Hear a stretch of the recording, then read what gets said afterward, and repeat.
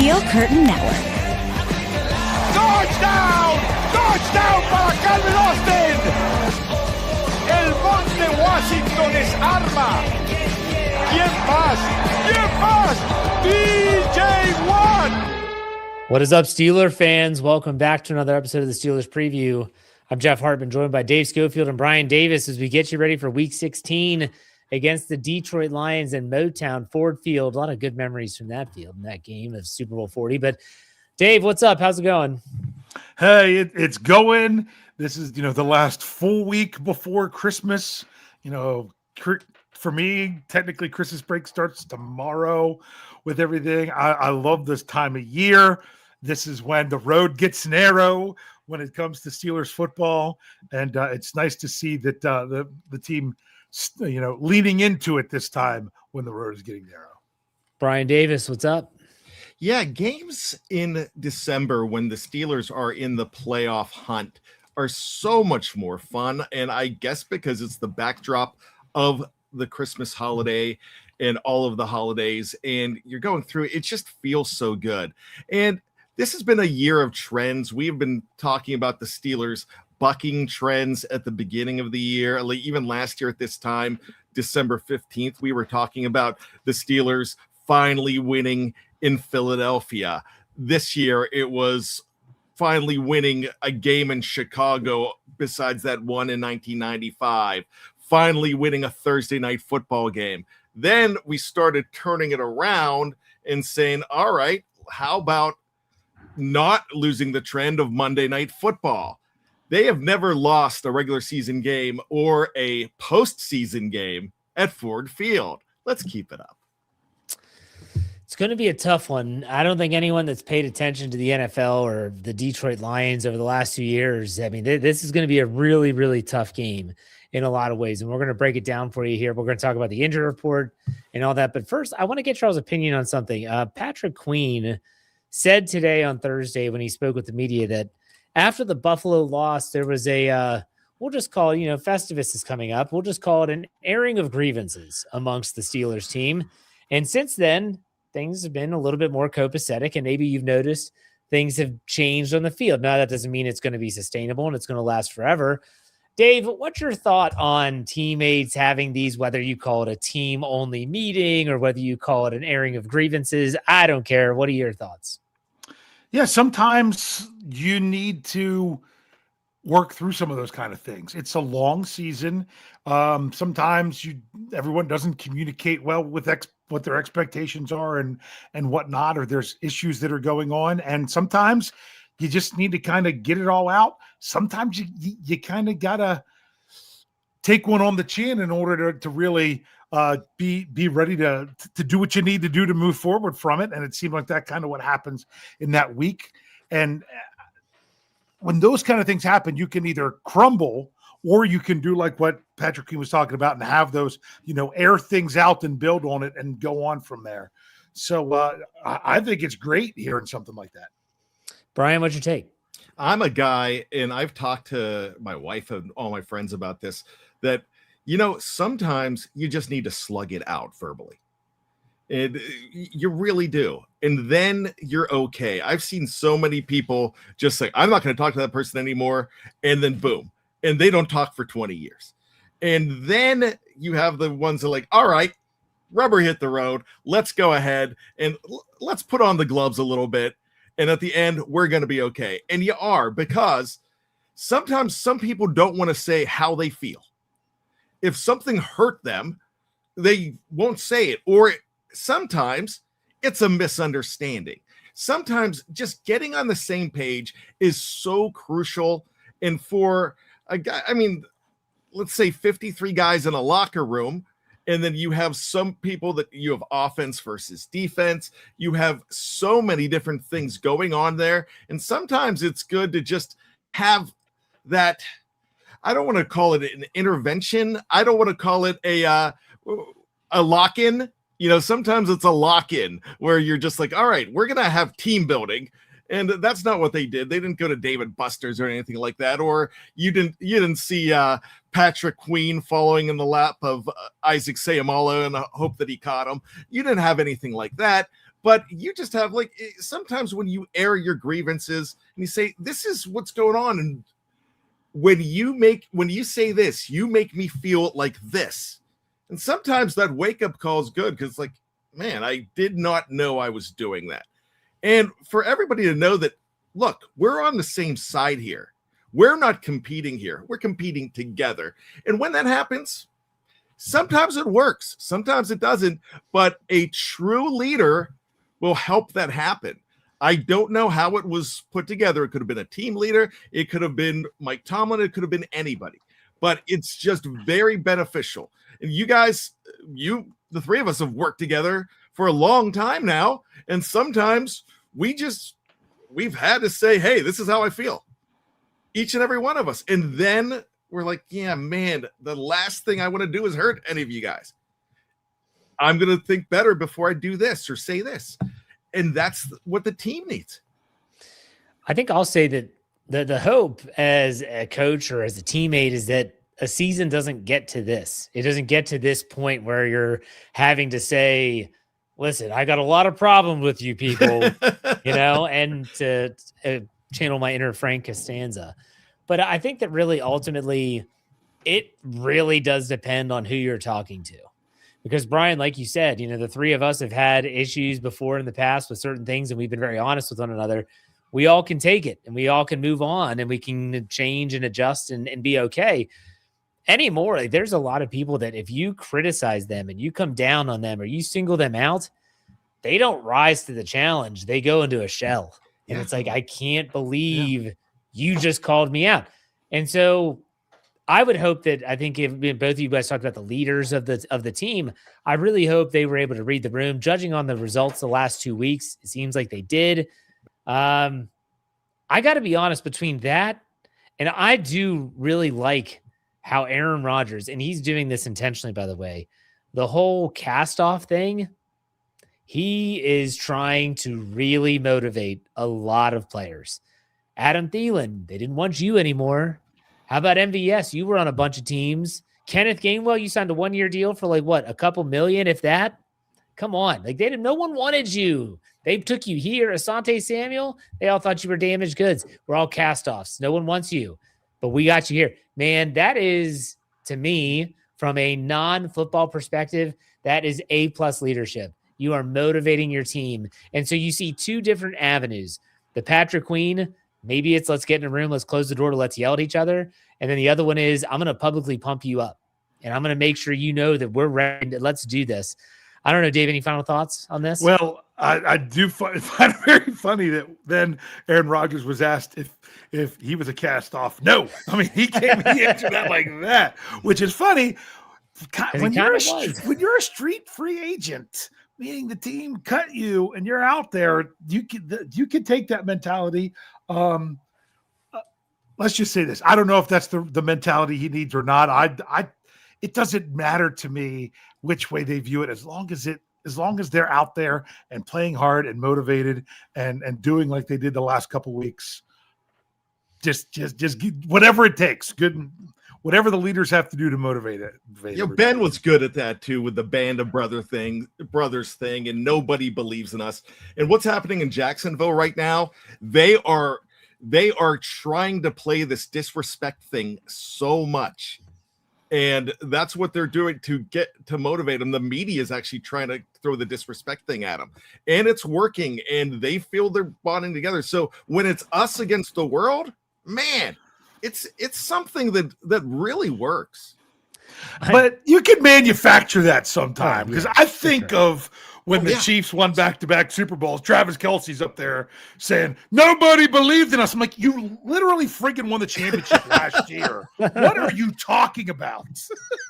But if you believe it. Yeah. I got to be honest. Like, this is my first year of following Aaron Rodgers out from he's playing for my favorite team perspective. His media availability it's like must watch. He's very honest.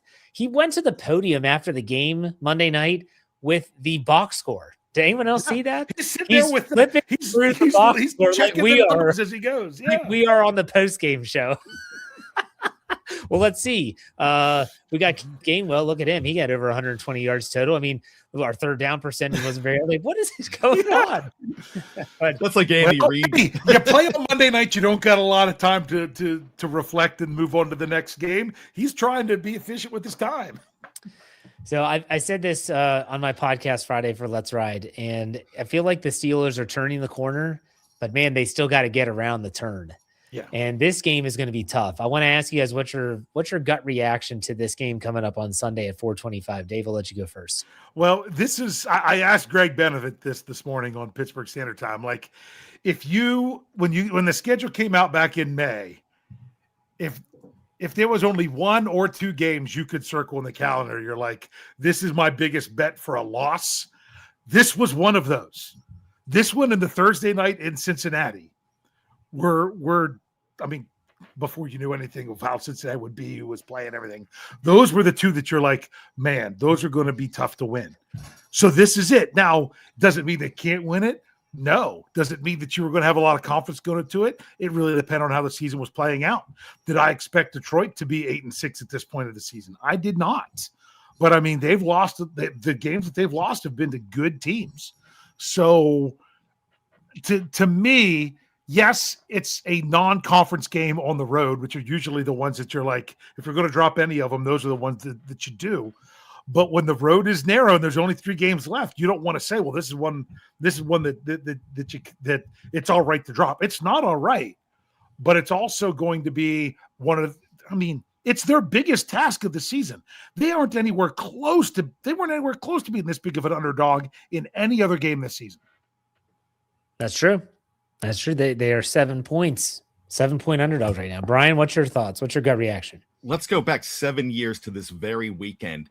And it was another NFC team, this time a very good NFC South team. And it was the New Orleans Saints. The Steelers go down to New Orleans, really needing to get this win in 2018. And they still had a chance the next week, but really, this is the win they had to have. The Steelers were underdogs like crazy, and they hung toe-to-toe with this Drew Brees and the Saints the entire time. And that's a team that had Michael Thomas and, like I said, Brees, and they were very good all over. They were a playoff team a few years in a row there. And that was when Joe Hayden got nailed with 2 penalties that were not penalties. The one where Juju had the big fumble at the end, and that's right as they got to field goal range. Yes, yeah. And that's the game that made Antonio Brown have it, blamed Juju, and then left and got his fur coat and went home. Yeah. And that's what happened. And that was the week after the big win at home against New England. That 17-10 game against New England. Yes, this was the week after that game. Yeah. Absolutely. Sorry, I wasn't hearing you, Dave. But sorry. So this, to me, this is the same type of thing. You lose this game, you're not going to be in as bad of shape as they were back then, but you really need to win this game to put yourself back in a very positive light.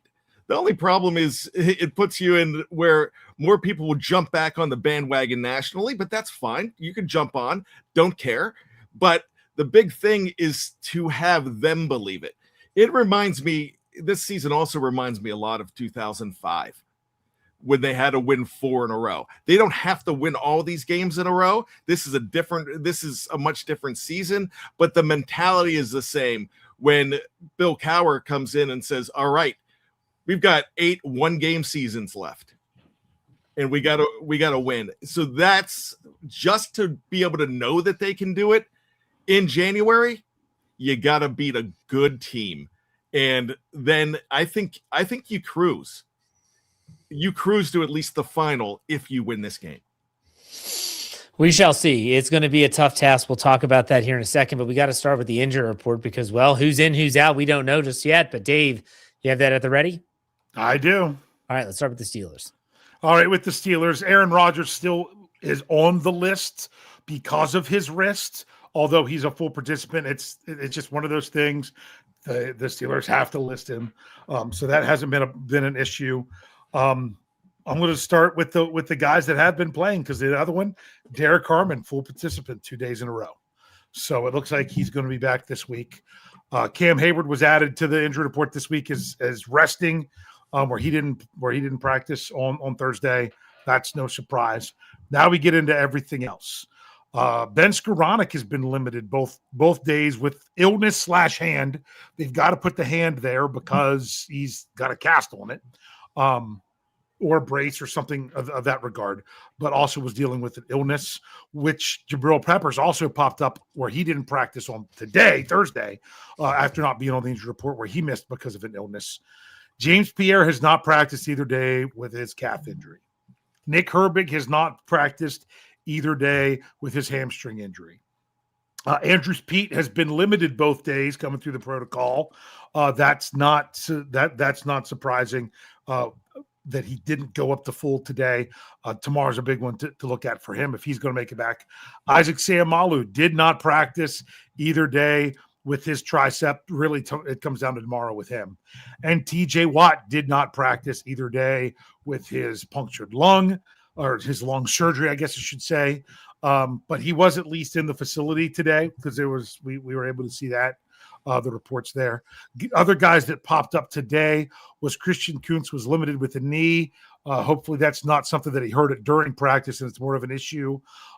Zach Frazier did not practice with a tricep injury, although he did say in the locker room that he thinks he's going to be playing on Sunday. And Keanu Benton with his ankle, he after being fine in the walkthrough yesterday, the high intensity walkthrough, they talked, that is the way Coach Tomlin called it. He was limited with his ankle today. I think that's everybody. It is. Bryan, what do you think? Wow, that's a lot of guys. They faced this last week with a lot of guys out too.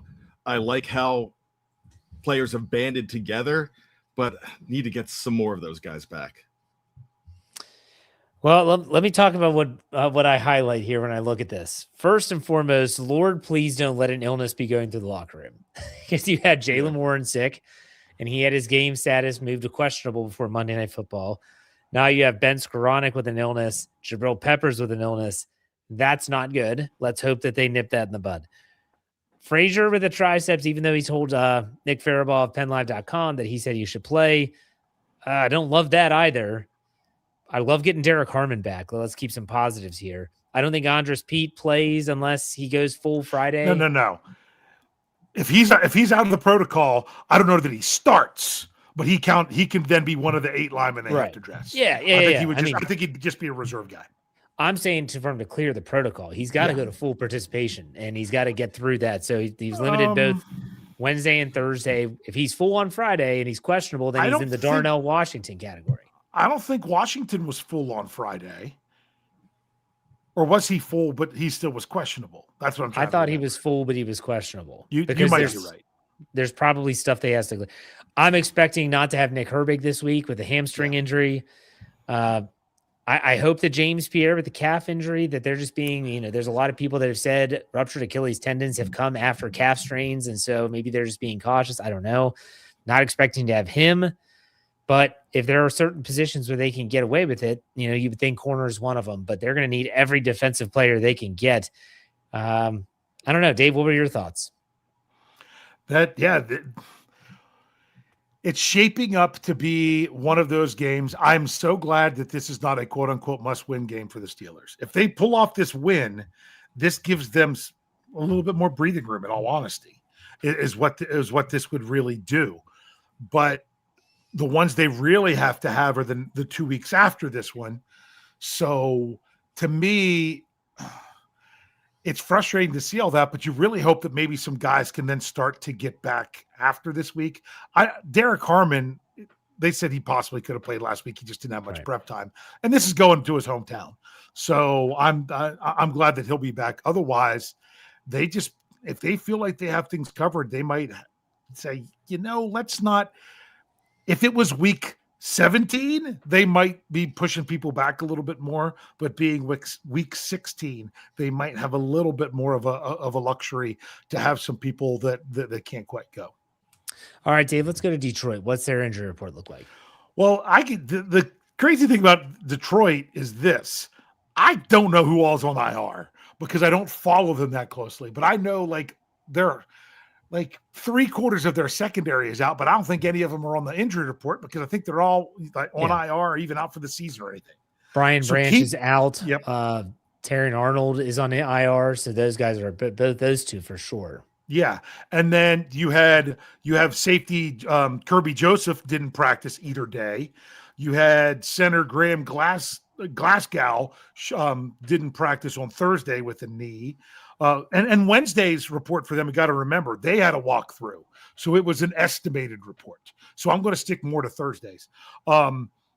Offensive lineman Tristan Colon with a wrist was limited. Tackle Taylor Decker with a shoulder was limited. Let's see. They have a tackle Giovanni Manu, who's on IR in the return window with a knee. He was limited. A defensive back, and I guess it's Emick Robertson, was limited with a hand. Guard Coyote Awasika, I'll say that. He full with a foot. Safety Thomas Harper was full in the concussion protocol. Guard Christian Mahogany, I guess, was full with a fibula. And running back Sion Vaki was full with a thumb. Okay. Brian, thoughts? Those are a lot of names I don't know, but yeah, the two bit really, and I thought I knew the Detroit Lions, but the two that are major we talked about and they're out. Brian Branch just became on that list 2 or 3 weeks ago with that devastating injury. If you watch the Sunday night football game with Kansas City and Detroit, he was a big part of that game. And then you have Terry and Arnold, who I think he's been out a while, but this is starting to look like the Detroit team that was losing a lot on defense last year, but they're not playing like last year. The Steelers and Lions seem to have a lot of similar injuries here as far as number of guys, but the Steelers just have more guys that we know of. Yeah, and Sam Laporta, the tight end's another one that's on IR for the rest of the year. They lost him, but Tesla has stepped in, not the car, the football player, and he has stepped in and really kind of filled that void. And you listen to my behind enemy lines, or is it Tesla? I'm not even. It's one of those weird things. B. Foster on Wednesday said Tesla, so he's a Lions fan. I would hope. I've never figured out I've seen that guy's name, and I'm like, are Lions fans like Steeler fans, and they don't care how it's supposed to be pronunciated, and they just say it however they want? Like, yeah, I think so. That Palamalu with that hair. Okay. All right, so let's go. Dan, probably gonna say Brian. No, it wasn't okay. Let's go to our keys to victory on offense first. Dave, what do you got?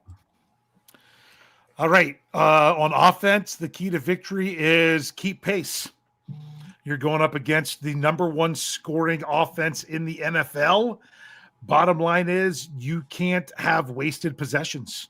If you don't hit the ground running to start, you can't warm up to it, even like you did last week. If you're going to warm up to it, you could find yourself down a lot.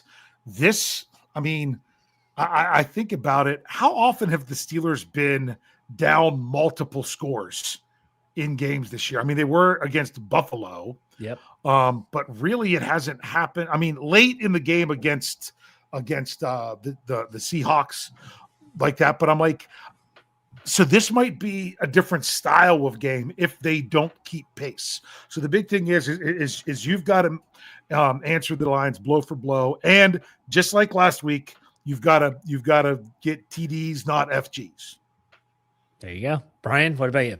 This is a very interesting game, but one that they have prepped for about 3 weeks ago, even though it was a loss. But playing the Chicago Bears, even though that was outdoors, but playing that Ben Johnson offense, and not just the offense, because there's a new coordinator here. I get it. There's a lot of carryover here. They're not really doing it as well as they did with Ben Johnson. But the reason I bring all of that up is the philosophy. Dan Campbell has that philosophy: go on fourth down, go on the 30-yard line of my own 30-yard line if I have to. So when I look at all of this, I'm thinking that the Steelers could look back at a lot of tape against Chicago and realize that, they're built pretty much the same with a lot of the same philosophies. So for the Steelers, they need to not be conservative, but not be crazy. They need to be a little more aggressive, but still be measured and do it well. You might not be able to match Detroit crazy, like aggressive play for aggressive play. But if you're smart and you do it right and you build on last week, then I think this offense knows that they could do a lot of good things, because 4 straight touchdowns is something that it's been a long time since I've seen the Steelers do that. And so they know they can do it now. And I keep going back to Aaron Rodgers saying these guys are finally believing in themselves. So if they finally believe in themselves, well, believe that what worked last week can work again if you just follow the plan and don't get discouraged. For me, I think a lot of people are looking at this game and said, okay, this is a game you want to run the ball, you want to control the clock. I'm not buying that at all. I'm saying, you said it best, Bryan, be measured. You have to be aggressive. And I'm not saying that you go for it on 4th and 4 from your own 30 just because that's what Dan Campbell would do. No, don't do that. Don't be stupid, but you do need to be aggressive. And that means that some of these throws that we've seen the last 2 weeks, keep them coming. Go over the middle. Pat Freiermuth's starting to get involved. DK Metcalf in a yards after catch situation. We've seen a myriad of things, and they are getting their best playmakers on the edges, one-on-one with the secondary. Last week in the first half, Miami was totally up to the task. Those defensive backs were tackling so well in the early stages of that game against Kenneth Gainwell, Jaylen Warren especially. Test the Lions in every capacity. Be aggressive on offense. If you think you're just going to run, and first, they have a decent run defense. Secondly, their weakness is in the secondary, so exploit it. And you're going to have to keep pace. Look at what happened last week with Detroit and LA. It was a shootout. You got to score points. Like Dave said, touchdowns, not field goals. All right, let's go to defense. Dave, what you got there? All right, defense. What I have there is, first of all, you got to take advantage of a few things. Jared Goff is not a running quarterback. No. He has 15 rushes for 44 yards in 14 games. So if you get one rush from him, for more than 2 yards, it's not like what you saw in other places. But to me, I'm going to say the number one thing I want to see from the defense for their key is you have to make Detroit pay for their over-aggression. If they're going to go for it on 4th and 4 at their own 30, those are the weighty plays that you need to. You don't need to worry about winning 3rd down. You need to worry about winning 4th down against a team like this. So I really hope, I've said this on multiple shows so far, that when it's 3rd and 9, you go with the mentality of you got to keep them to 8. When it's 3rd and 9, you've got a mentality you got to keep them to 4. Okay, and honestly, and when they take the opportunity and go for those 4th down things, you've got to come up and make those plays, because that's like a turnover. That's Detroit turns the ball over less than anybody else in the NFL. They have 8 turnovers on the season. The only team not in double digits. So if you're not going to take the ball away from them otherwise, you've got to take it away by winning those key plays. When they go ultra aggressive, you've got to make them pay for making that decision. Bryan, what about you defensively? Physical. Let's go back to that Sunday night football game that I mentioned when the Kansas City Chiefs beat the Detroit Lions. That was in Kansas City. So I get that, but they just really befuddled Jared Goff, and you don't see that happen a lot, but you see him where he can get out of his game if you knock the game out of him. And so you got to be very physical with this team. I think another thing that they really need to look at here is those running backs, yeah, they're fantastic. Don't let them reach that second level, but don't forget about Amon-Ra St. Brown, because we were talking the other day on Here We Go, the Steelers show. Kevin would start his team with a running back with a guy like Jahmyr Gibbs, who's fantastic. Don't forget about Montgomery, the Eagle Scout. He's very good too. But if I'm going to start my team with a wide receiver, I'm looking at Amon-Ra St. Brown. I think he is a lot like Hines Ward was for the Steelers, but he's very explosive and he's a physical guy. And if you can try to lock him down, this is a good Joey Porter game for Joey Porter to, he's going to have to get handsy and aggressive, but not enough that he has the target on his back again. But I really think that it's going to come down to a lot of what Joey Porter does and get him some help. I was going to say that this is a game that the defense has to completely change the way that they view down in and down out football. And when you look at the Lions, their third down conversion percentage is really low, considering they are at the top 5 of every statistical category offensively. Points scored, number 1, rushing, passing, they're top 5. They only convert 38.4% of third downs. You know why? Like Dave said, they go for it on fourth down all the time. Because when it's 3rd and 8, their goal is to get 7 because they'll go for it. Or 6. Yeah. They don't care. They'll go for it on 4th and 2. This is where I think a lot of teams that don't play the Lions often, they almost fall into their trap. And they're like, yes, we got it, 4th and 2. And they think they got off the field. No, you didn't. You didn't. You need to be, this is the coaching staff being prepared with the calls to go in on 4th down, the players being prepared to be on the field for 4th down. I swear something this little could be huge in this contest. Be prepared, change your mindset. That's going to be important. All right. This has been a good segment. Good half. Can I say one other thing? Yeah, sure. I can't wait for Jeff's the Jig Is Up article coming tomorrow, because I honestly think what part of this could come down to with the Steelers stopping the passing attack or slowing down the passing attack of the Lions with the Joey Porter Jr. is going to be the officiating crew. Yeah, what officiating crew are they going to have out there? Are they going to have someone that likes to call those ticky-tacky things that Joey Porter has now had the reputation where they'll look for? Or are they going to be one of those crews that let things go a little bit more? Carl Sheffers, it's his crew on the staff. We'll have to take a look at it. So you can check out that article tomorrow at steelcurtainnetwork.com. All right, we're going to take a quick break. If you're watching live, we're not going anywhere. Audio side, we'll be right back after this.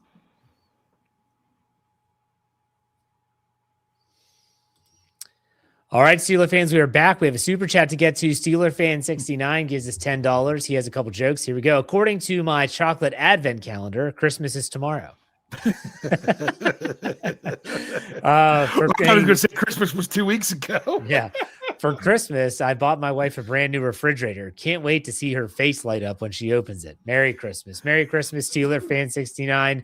And an early happy holidays to everyone that's watching, listening, a part of the Steel Curtain Network fan base. We appreciate each and every one of you. All right, let's get to over under. Dave, what is the tally? Oh, the tally from last week was quite interesting. I bet. Because we all got 3. Nice. So nothing changed. Not the same 3. That we were all over the place. Well, the one that we had with far move targets, we all got the points for that. But there was some of there was one that Bryan got that Jeff got and I didn't, one that Bryan and I got and Jeff didn't, one that Jeff got by himself, one that I got by himself. And it was just that's what you call popcorn. So we had popcorn, but when it came to picking the game, you guys got the game pick right, because remember, I picked the Dolphins to cover, but not win. So therefore I didn't get the point for that. And Bryan got the over when Jeff and I both took the under. What's that? The Steelers sitting back and not shooting for a 3-point game. What are they doing? So now, when it comes to those picks of the over under and the game winners, Jeff is still leading that one. He's got 15. Bryan's closer now. He's got 14. I'm pretty far behind now with 10. But when it comes to Jeff's over under questions each week, Bryan and I are still tied at 49. Bryan had he'd been winning a bunch of weeks in a row to bring it even, but we stayed even last week. Jeff is still quite lagging, way behind with 36. Okay. This week, week 16 at the Lions. Here we go. Pittsburgh Steelers passing yards. Passing yards. We are going with 245.5. This is team passing yards. So 245.5. Bryan, net, right? Correct. So we're taking off for the sacks. We're not doing the gross. We're doing net. No, I want gross. I don't want sack yards taken off. Yeah. Okay, gross. And you said 245.5? Correct. Okay. What do you say, Bryan? I'm going to go over. I think it's going to be a shootout, and I think the Steelers might be in a position where they have to come from behind a little bit, and I think it's the running game might be taken out of this a little bit at some point. I can see this game. I'm already going to foreshadow. I'm probably taking the over, whatever it is, because I think they're going to put up a lot of points, both sides. All right, Dave. Yeah, because the bigger thing here is I talked about this on Pittsburgh Standard Time this morning, where I run through the stats. But what I've been doing recently is just looking over the last 4 games. And the Steelers and Lions, over the last 4 games, their stats have been holding up pretty much what they kind of were for the season, except for the Lions defense.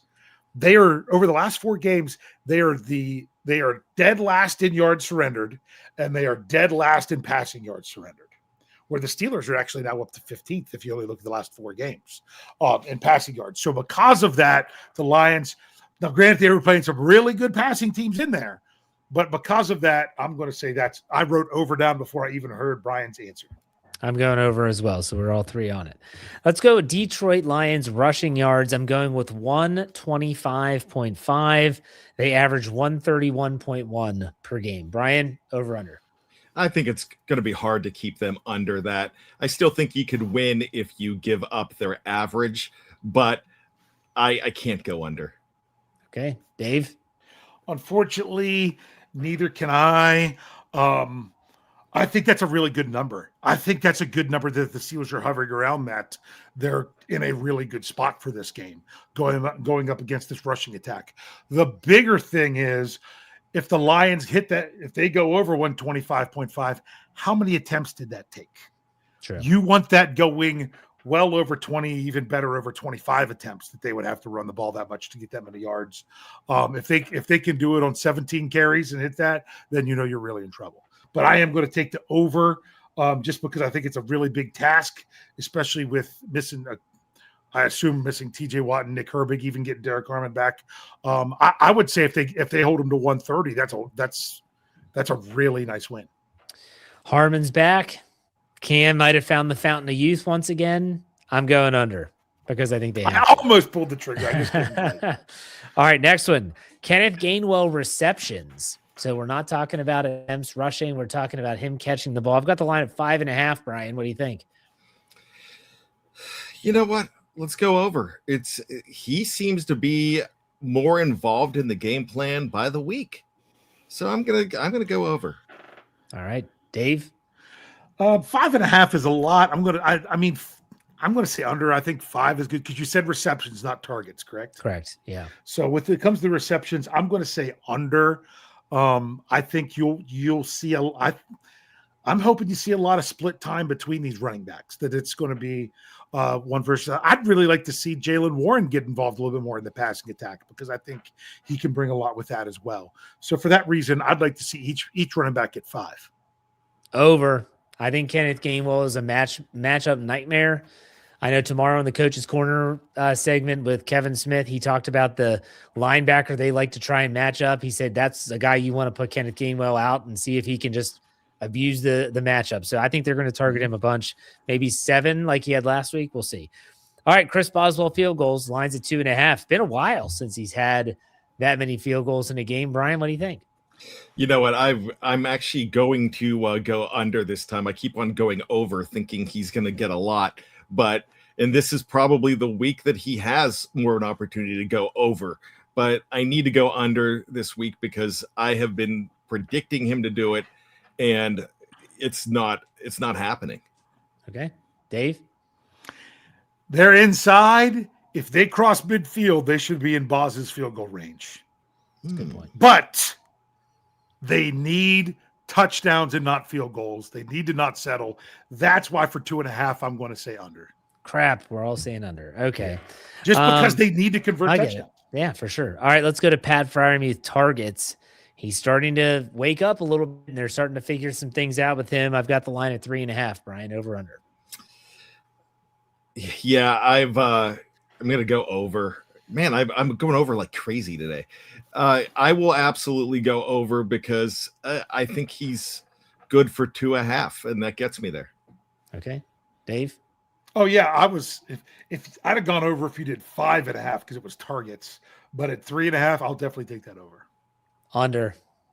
I think they're going to do a lot of 11 personnel, and I think it's going to be a lot of Darnell Washington as that tight end. I just don't know how many snaps he'll get, but we'll see. I'm going to go under. I just also need to make up ground. So the last one here, Jalen further behind. At this point, there's the same beast. Jalen Warren rushing yards. I've got this line because, again, the Detroit Lions running defense is not as bad as people think. I've got this line at 45.5, Bryan, over under. I'm going to go under. I think he is less of a priority right now, even though he's very valuable to this team. Kenny Gainwell's eating into that. So I'm going to say under at this point, and hope that I'm wrong. Okay, Dave? Last week, he was sick. And if not for Jonnu Smith hold, he goes well over because he had 33 yards in a game where he was sick. To me, I think he could maybe get half of this in one carry. He might only get 10 carries in the game, but I'm actually going to take the over. I'm going to go under just because I need to make up ground. So I hope he does well. Under me because we went opposite. Everyone. Yeah. All right. So there you have the over-under for this week. Let's talk about the score prediction. This line has actually, especially the total, has shifted a lot since the opening line. It opened at 6.5 and moved to 7 points. The Steelers getting 7. The total started at 49.5, went up to 52.5, and now slid back down to 51.5. So we're going to be using the total of 51.5 with the Steelers getting 7 points. Bryan, what's your prediction? How do you see it shaking out? I'm not predicting a win, but I'm going to go ahead and take the Steelers. Well, actually, I am going to predict that they step up and get the win here, and it would be very easy for me to say that they lose, but they're definitely going to cover no matter what happens here. I'm looking at a score of 34-31 in this game in favor of the Pittsburgh Steelers. Yeah, no, that's not a push. Over. No, it's over. No. That was my score. Oh wow. That's the same. Jeff is already had to figure this out for something else, so I asked him tonight what his score was. Yep. Yeah, I have to do my prediction before we record the preview because I have to do it for like my segment, whether it was with Jeremy Betts, now it's with Kevin Smith, and I have it written down at 34-31 Pittsburgh. That's crazy. It seems like a Steelers type of game with Detroit. Yeah, when I looked at their season total, the highest point total the Steelers have had this year is 34 points. And so I was like, all right, let's go with that. And let's hope that Dan Campbell gets aggressive and he gets burned for it. And like Dave said earlier, it's like a turnover. But anyways, Dave, what's your prediction? My prediction is I'm doing something very similar to the last couple weeks that I've done these things. I am picking the Steelers to cover but not win. I have the Lions 35, Steelers 31. All right. So we all have 31 in there. You guys have 34-31. I have 35-31, but I have it the other way, the other teams. I was kind of surprised that the Steelers have been scoring some more points and that they have the line only at 51.5. And you got you have the Steelers averaging 23 some points, I think, offensively. Mm-hmm. And you have the Lions that are averaging, I have it right here, 30.6. Yeah, they're averaging 30.6 points a game. It's the best in the league. And the Lions 51.5. I don't know. I don't get it. But what do I know? I don't make the lines. All right, it's time for bad memories. I was going to say before that, I will say, to me, if the Steelers can hold the Lions under 30 points, they should win this game. Hell yes, they should.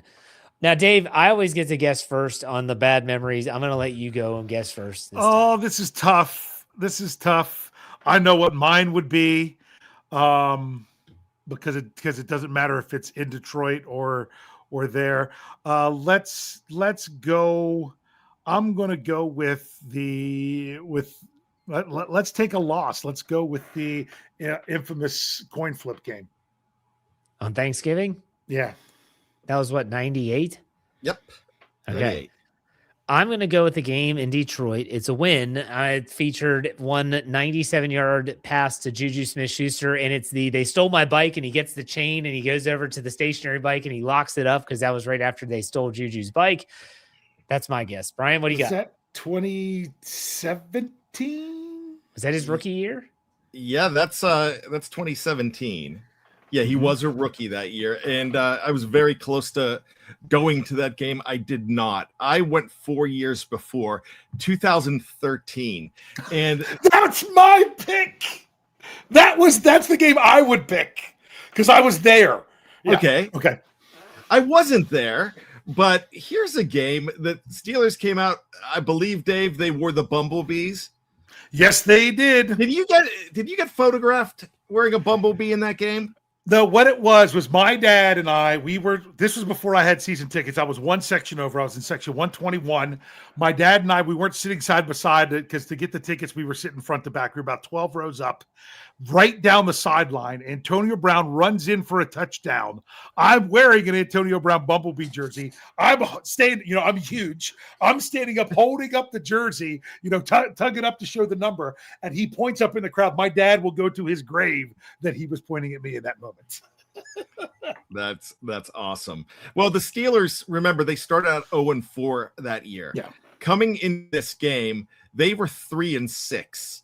And it looked like that this was just a lost season. And as we talked about last week or 2 weeks ago, that the Steelers season went down to that Ryan suck-up kick and Andy Reid resting everybody and their moms. So with this being said, the Steelers really needed to win this game. It was at home. It was the very first year of the Bumblebees as well, if I'm not mistaken. I think they were the year before. Okay, you think they were 12? Okay. Well, yeah. But anyways, so this was a game. I have an autographed picture of Le'Veon Bell from this game because he hurdled a guy, and it was a fantastic game. And it looked like the Steelers were in business. The first quarter, this might have been the last time they did this, score 14 points in the first quarter. But both of them were to Antonio Brown. And then they came back. Detroit came back. You had Matthew Stafford, legend, throwing to another legend, 79 yards. Calvin Johnson, Megatron, got a 19-yarder. Next thing you know, they put up so many points. In the second quarter, the Detroit Lions put up 27 points in this game. Dave, what were you thinking? It's 27-20 at halftime, but 27 points is a lot. Yeah, they put up all 27 points in the second quarter. It was insane. And all of it, what's crazy is because of how it all worked out. All those touchdowns were coming at my end of the field. Wow. So, and it's just like, you didn't know what to expect with the Steelers sitting there with their record at that time. So you didn't know. And that was really, and they were still down after the third quarter. They were still down, but the Detroit Lions never scored again. Nope. The Steelers put up 17 points. They won 37-27. It was a game that this team needed to believe. And once again, they ended up very close to going to the playoffs. They ended up, I believe, with an 8-8 record. Here's a team that started 2-6 down the stretch. They were 6-2, and one more game. Everybody was talking about how dangerous the sixth seeded Steelers would have been if they were the seventh seed, which they were talking about, that this team would have made the playoffs and might have made some noise. Alas, it never happened, but it was a very good wake-up call game. You're going to get because this is the first Steelers game I went to with my dad. So this one is this is one of my favorite games of all time. So that's why I said I know what I would have picked if this was me doing it. But my goodness, the Steelers took the lead in the fourth quarter. It was less than 5 minutes left when Ben Roethlisberger throws to Will Johnson for a touchdown. The Steelers They play Renegade, my first Renegade that I had in the Steelers Stadium. And then on the ensuing drive, no first downs on 3rd and 10 after 2 incomplete passes. Will Allen picks off Matthew Stafford to set the Steelers up going in to score another touchdown. It was phenomenal. I saw a video of that on Twitter this week of Johnson and Megatron and Antonio Brown. Yeah. So, all right, it's time for trivia, and to be the champ, you got to beat the champ. Let me get my pen. Yeah. The champ is here. His name's Jeff Hartman. I'm humble. I'm probably gonna lose. It's fine. Let's go. Let's same thing, same categories, like same. We're doing It the is same. once again. It is Players that played for those both. Steel Lions. Players that played for both franchises. All right, let's go with 200. All right, sorry about that. Let's see if I can get through this because I got to tickle my throat. All right, 200. All right, a 2nd-round draft pick of the Detroit Lions. This quarterback is known as one of the best backups in Steelers history. That's Bryan. Yeah. Who is Charlie Batch? Who is Charlie Batch? That's a pretty easy one. Let's go 800, Dave. 800. Okay. All right. This Lions 1st-round draft pick played guard for 5 years in Detroit before transferring to center for 6 years in Pittsburgh. Who is Jeff Hardings? That is Jeff Hardings. He was faster. Yeah. All right. Let's go 400. 400. Okay. Okay.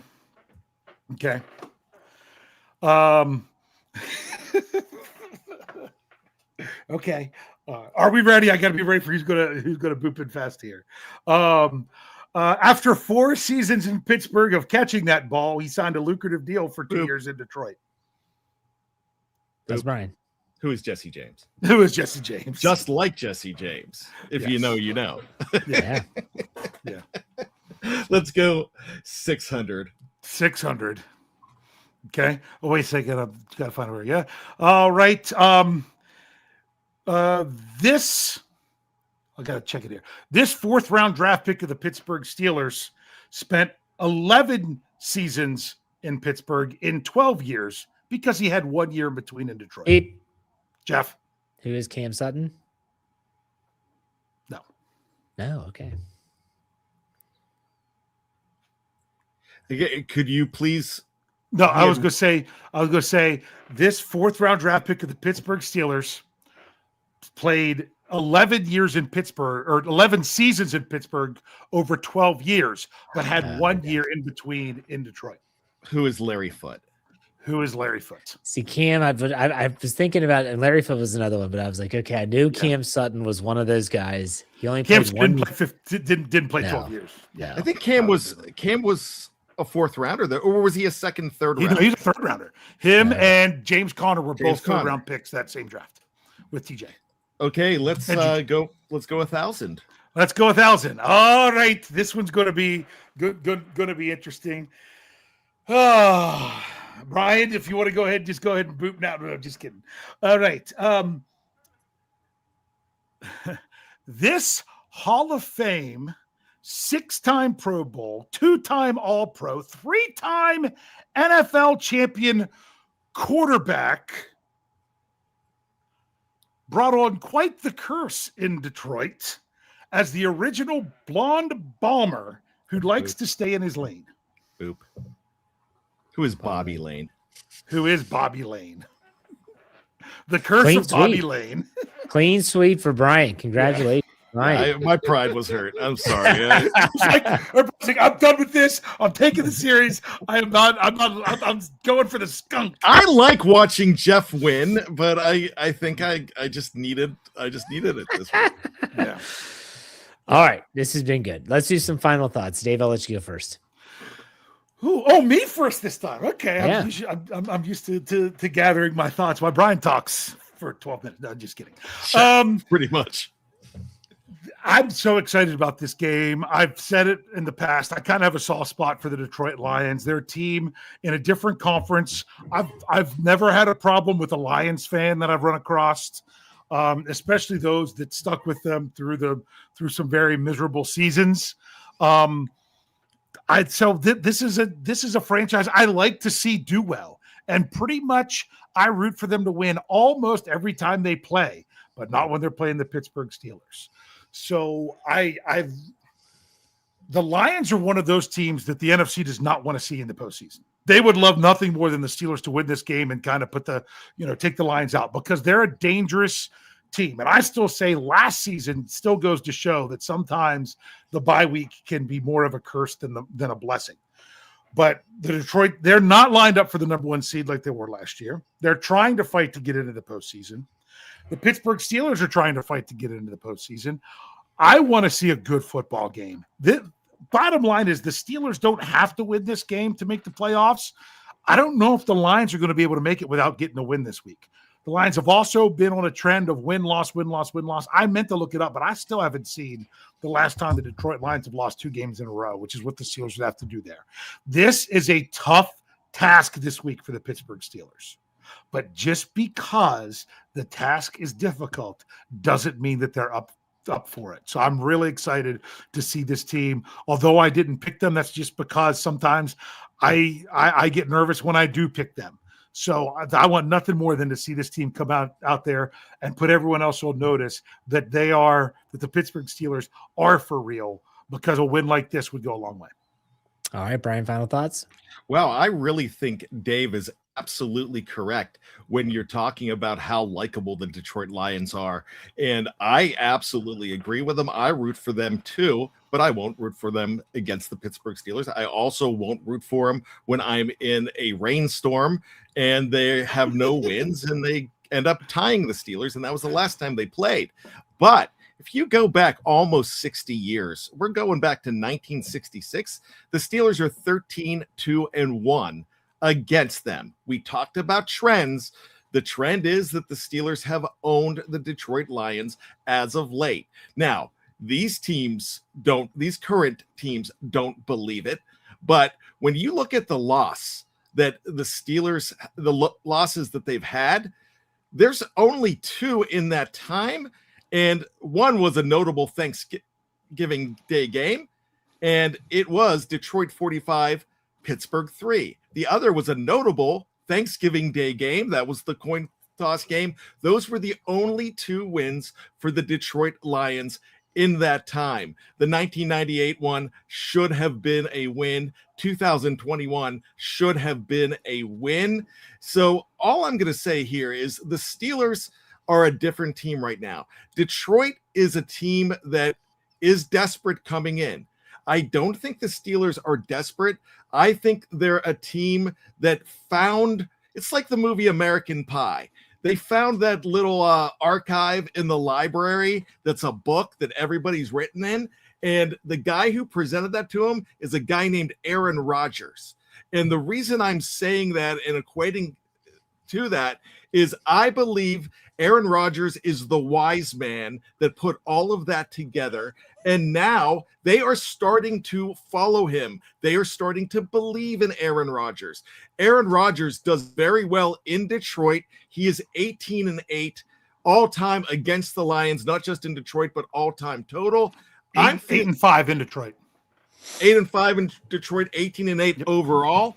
So what I'm saying is I really feel like this is something special for the Steelers to find their stride. They're a team that could be very dangerous too in the playoffs, as Troy Aikman and Joe Buck said the other day. So I'm going to believe those guys.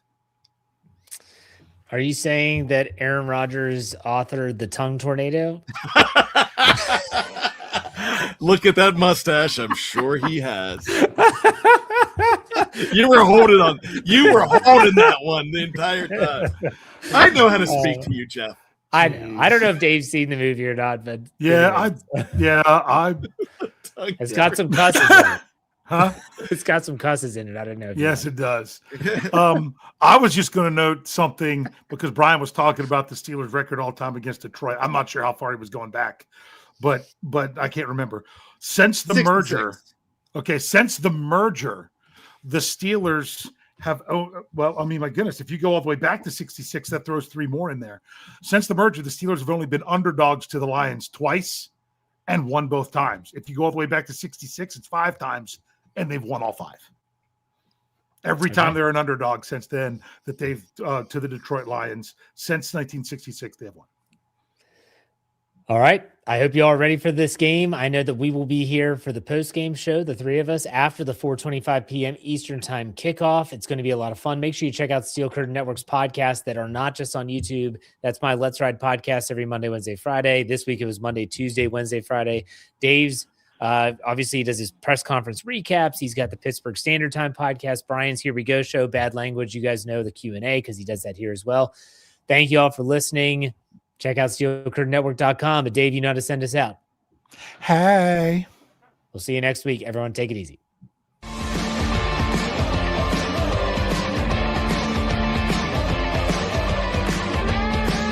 Steel Curtain Network. Get it. Everybody else gets a little tight.